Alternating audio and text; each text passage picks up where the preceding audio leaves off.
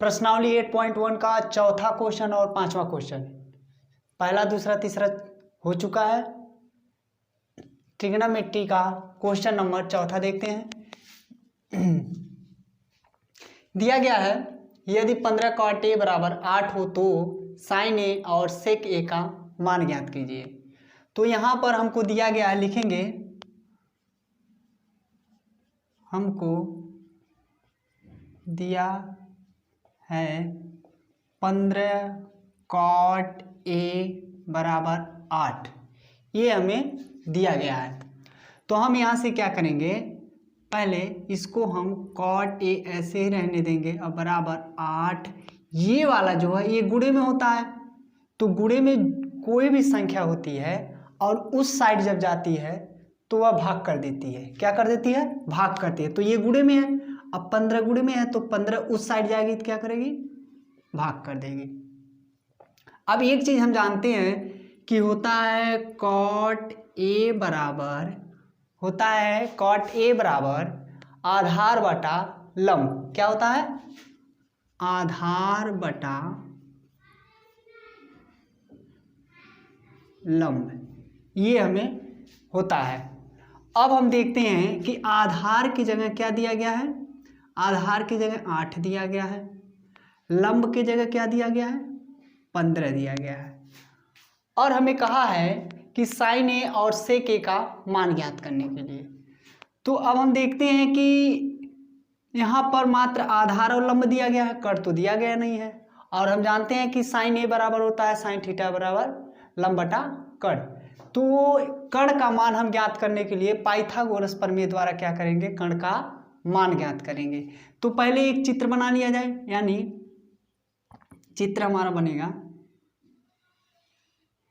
ये हमारा चित्र हो जाएगा। तो यहाँ पर 8 क्या दिया है? आधार दिया गया है। लंब क्या दिया गया है? 15 दिया गया है। कड़ हमें मान ज्ञात करना है, और जो कि काट ए, कोण ए बना रहा है, तो ए यहाँ पर रहेगा, बी और सी। अब यहाँ से हम क्या करेंगे, लिखेंगे पाइथागोरस प्रमेय द्वारा, लिखेंगे पाइथागोरस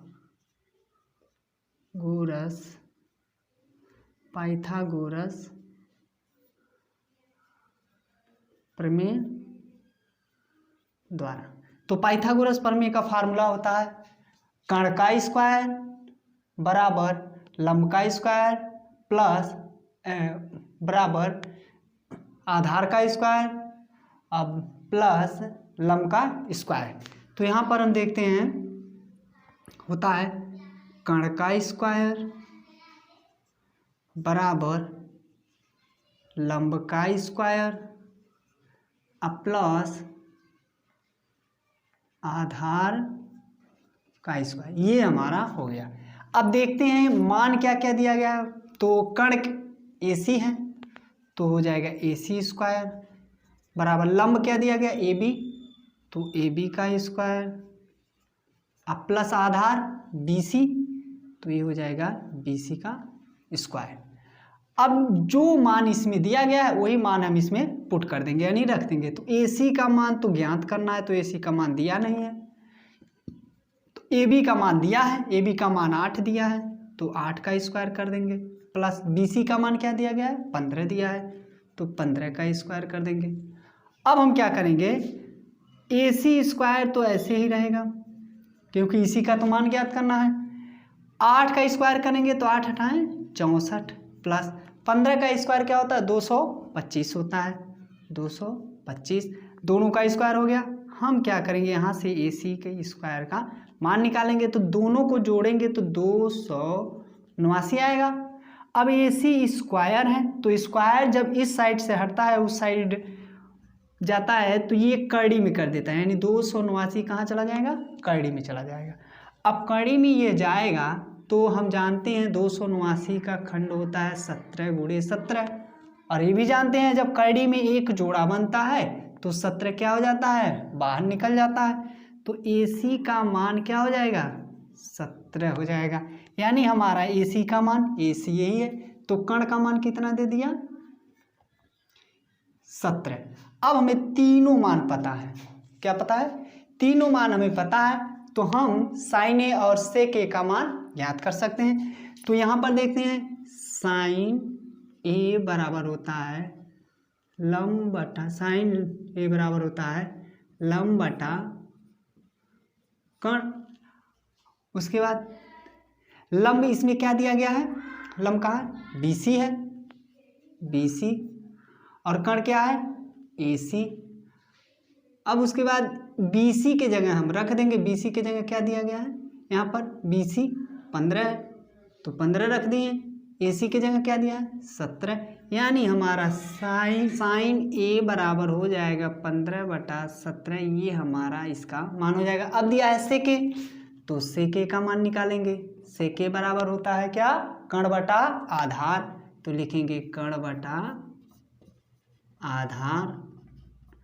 अब कर्ण क्या है AC है, आधार क्या है AB है, तो ये भी हो गया। अब AC का मान कितना है 17, AB का मान 8, तो सेक ए का मान हमारा कितना हो जाएगा 17/8। ये हमारा सॉल्व हो गया। Thank you. प्रश्नावली 8.1 का प्रश्न संख्या 5वां हम लोग देखते हैं 5वें में क्या होता है। तो दिया गया है यदि सेक थीटा बराबर 13/12 हो तो अन्य सभी त्रिकोणमितीय अनुपात प्रकलित कीजिए। तो अन्य सभी त्रिकोणमितीय अनुपात यानी टोटल 6 यानी 6 त्रिकोणमितीय अनुपात है, जिसमें से सेक थीटा बराबर हमें दिया गया है और 5 त्रिकोणमितीय अनुपात को हमें ज्ञात करना है। तो देखते हैं, यानी दिया गया है, यहाँ लिखेंगे दिया है सेक थीटा बराबर 13/12, सेक थीटा बराबर 13/12 हमें दिया गया है। तो हम जानते हैं कि सेक थीटा बराबर क्या होता है, यानी सेक थीटा बराबर होता है कर्ण बटा आधार। क्या होता है, कर्ण बटा आधार। तो कर्ण क्या हो जाएगा 13 हो जाएगा, आधार क्या होगा 12 होगा। यानी हम कभी भी इस तरह का सवाल लगाते हैं तो त्रिभुज में तीनों भुजाओं का मान पता होना चाहिए। तो एक त्रिभुज बना लेते हैं, तो एक त्रिभुज हम बना लिए, ये हमारा एक त्रिभुज हो गया। यहाँ पर थीटा कोण हो गया, नाम हम रख देते हैं ABC, नामांकरण कर दिए। थीटा यहाँ कोण बना रहा है और यहाँ तो आप लोग जानते हैं 90 डिग्री का कोण बनाता है, क्योंकि समकोण ही त्रिभुज में हम लागू करते हैं। उसके बाद देखते हैं कर्ण कितना दिया गया है 13, आधार कितना दिया गया है 12। हमें लंब ज्ञात करना है, ये क्या कहते हैं लंब होता है, और ये आधार, और ये क्या होता है कर्ण, जिसमें से कर्ण और आधार का मान हमें पता है और लंब हमें ज्ञात करना है। तो हम कौन सा अपनाते हैं, पाइथागोरस प्रमेय द्वारा, यानी लिखेंगे पाइथागोरस प्रमेय द्वारा। तो फार्मूला क्या होता है, कर्ण का स्क्वायर बराबर लंब का स्क्वायर प्लस आधार का स्क्वायर।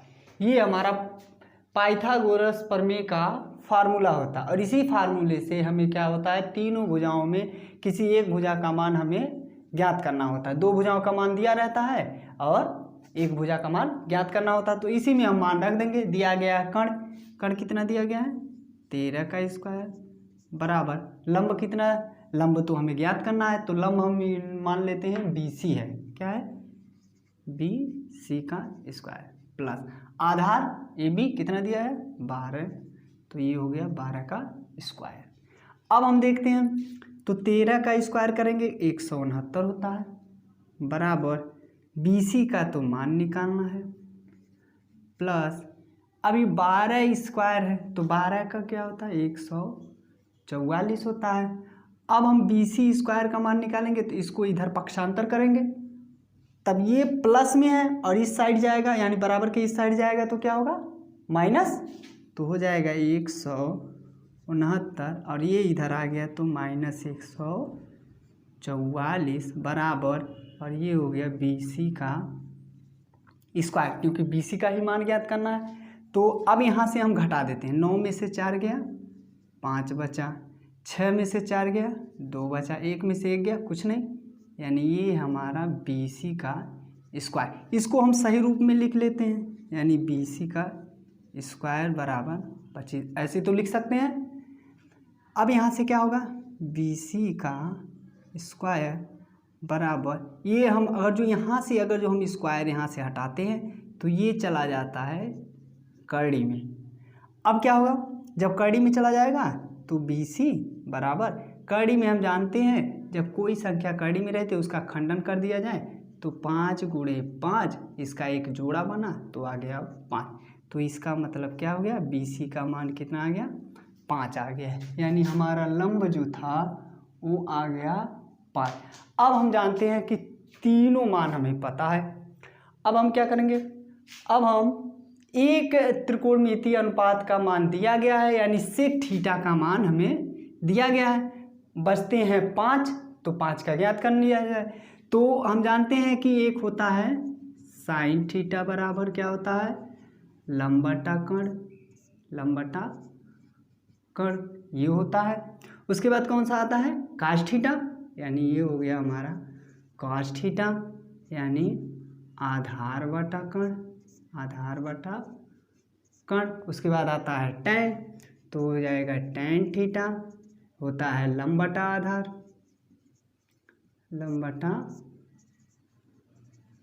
आधार। अब बचता है कॉट, तो ये हो गया कॉट थीटा, तो ये जस्ट इसका अपोजिट होता है, यानी आधार बटा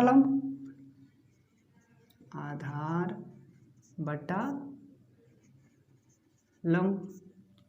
अब देखते हैं, कॉट हो गया, अब बचा कौन, कॉसेक बचा, कॉसेक थीटा। तो कॉसेक थीटा बराबर होता है कर्ण बटा लंब, जस्ट साइन का उल्टा, तो हो जाएगा कर्ण का बटे लंब।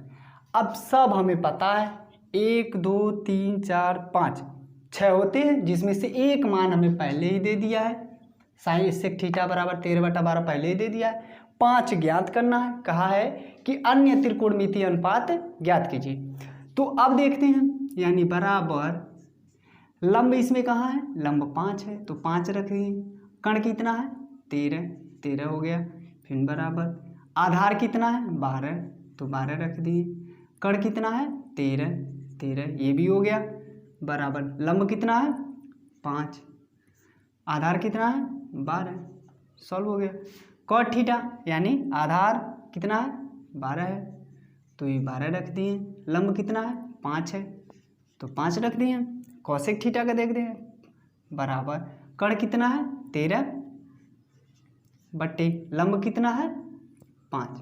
ये हमारा अन्य त्रिकोणमितीय अनुपात का आंसर हो गया। ये हमारा क्वेश्चन नंबर 5वां सॉल्व हो गया। थैंक यू दोस्तों।